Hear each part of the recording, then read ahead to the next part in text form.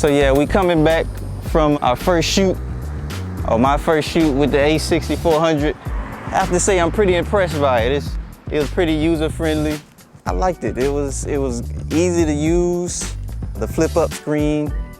I mean, I'm a Canon user, so I thought I was gonna miss the little flip to the side screen, but it wasn't that hard to use. I actually liked it, kind of, to be honest with you.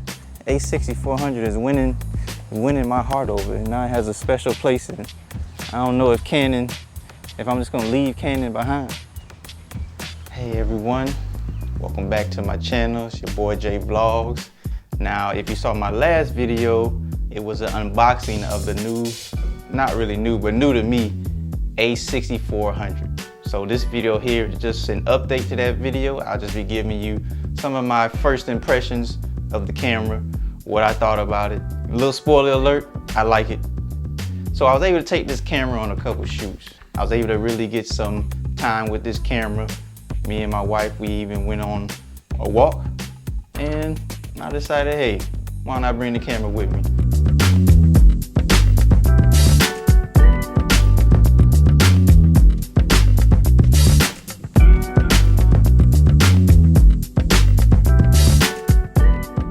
And I have to say, man, just handling this camera, I like the way it handled. It just felt right. Just looking at the image straight out the camera, I mean, I liked it. It looked real, it looked sharp. No complaints from me. A lot of people were kind of talking about that whole flip-up screen thing here. You know, and some people had, you know, some complaints about this right here. But I have to say, I mean, for me, I liked it. It just kind of felt natural to me. Canon's flip-out screen, you know, sometimes with that you have to flip it out, and then you have to know which way to twist it if you want it to face you. So it could be a little bit cumbersome, but me, I didn't find any problems with it. You know, but I could see where people may kind of have their reservations about it. And I know a lot of people talk about Sony's updating their color science, and I guess I could see it in there. You could tell.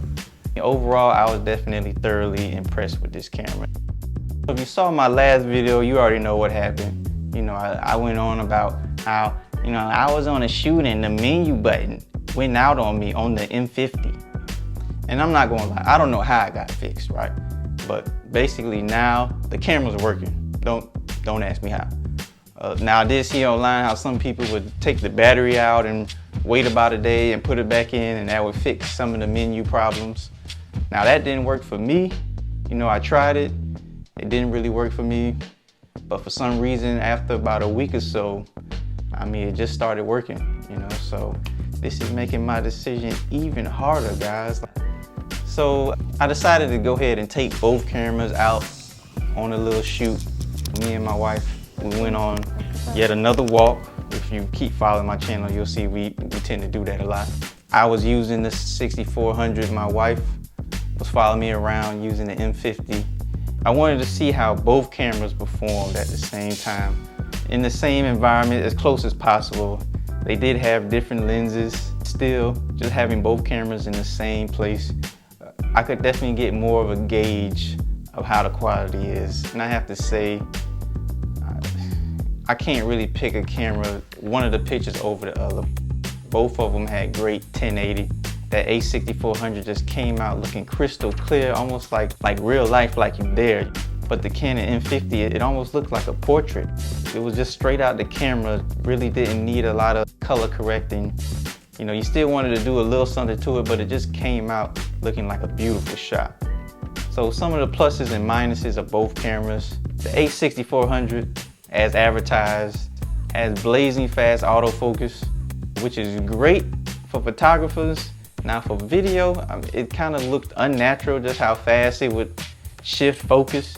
You know, the M50 wasn't as good, but it was something more natural at times. Now there are some settings in the camera that you can adjust to kind of, you know, shift that autofocus, so maybe that would make it more natural. I have to play around with that. So I guess now I'll talk about a little bit about the menu system. So I know a lot of people kind of have things to say about Sony's menu system, and it is very robust. I mean, you can get lost in it if you don't know what you're doing. I may have gotten lost trying to find some simple things a couple times, but they also have the My Menu system, the same way the Canon has it on theirs.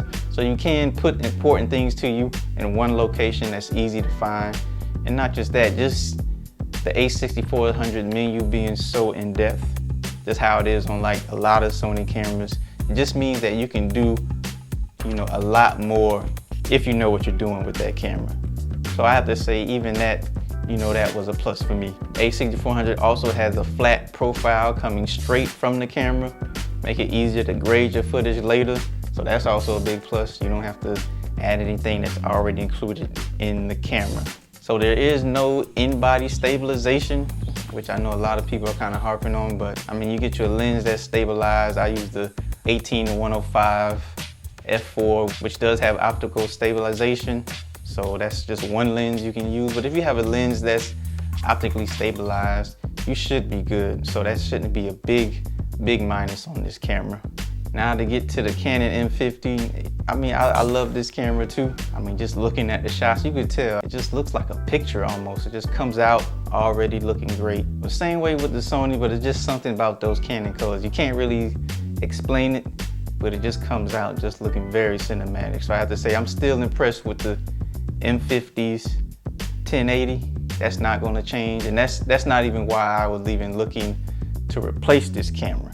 You know, the main reason why I was looking for that was just because the 4K on this camera, I mean, it's just bad. It's really unusable, especially if you're moving around any, and even for a setup shot, you know, it has that extreme cropping. So even that might be something that you may not want. And I just wanted something that maybe I could kind of come in at on an entry level into some corporate work. So I thought maybe the 6400 would be better for me in that sense.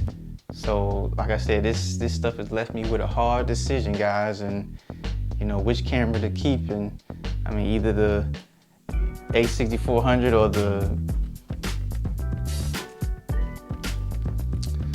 the Canon M50. I mean, I really don't know which one to pick, right? I think I'm gonna go with, I'm just gonna go with both. Thank you all for watching. Do like the screen says. Hope you enjoyed it. You know, I'm just gonna keep on putting out videos for you guys. I really wanna build this channel. So share it with anyone who you might think would also like some of this knowledge. And also leave any comments below on things I should work on or things that you may wanna see in the future. And until next time, see y'all later. Peace.